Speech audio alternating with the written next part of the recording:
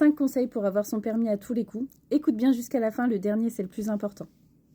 Premièrement, avoir un comportement correct. C'est-à-dire que quand on rentre dans la voiture, on dit bonjour à l'inspecteur. Quand il nous donne des consignes, on se tourne vers lui pour lui faire comprendre qu'on est bien à l'écoute et qu'on va vraiment être dans l'examen tout le long du permis. On se met aussi à l'aise, c'est-à-dire qu'on enlève son manteau, son écharpe, on s'installe confortablement dans le véhicule pour commencer l'examen dans les meilleures conditions. Deuxièmement, l'inspecteur n'est pas ton ennemi. Rappelle-toi bien ça. L'inspecteur, il ne s'est pas levé le matin en disant « Super, allez, je vais ajourner plein d'élèves aujourd'hui, ça va être super ». Non. L'inspecteur, en fait, il est là pour évaluer ton niveau de conduite et être le plus juste possible. Alors, effectivement, il peut te paraître sympathique ou pas du tout sympathique, mais quoi qu'il arrive, ça n'influe en rien son jugement sur toi ou sur ta conduite, en fait. Ça va vraiment être l'évaluation de ton niveau.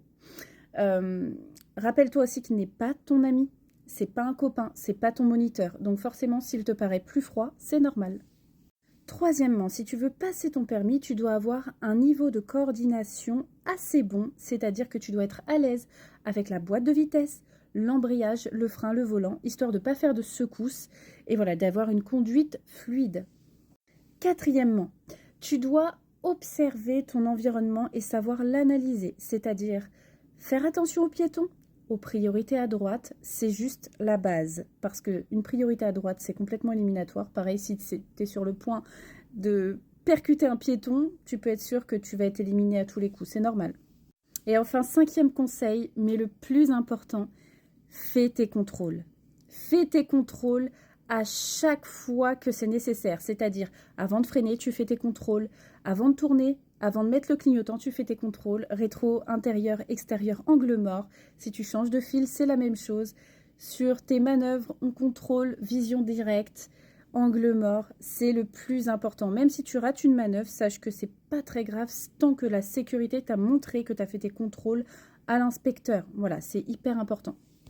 N'hésite pas à liker et à partager cette vidéo si ça t'a été utile. Et n'hésite pas aussi à mettre en commentaire ta situation, si tu as déjà passé le permis, si tu as obtenu ton permis et si tu te retrouves dans les conseils que l'on vient de donner.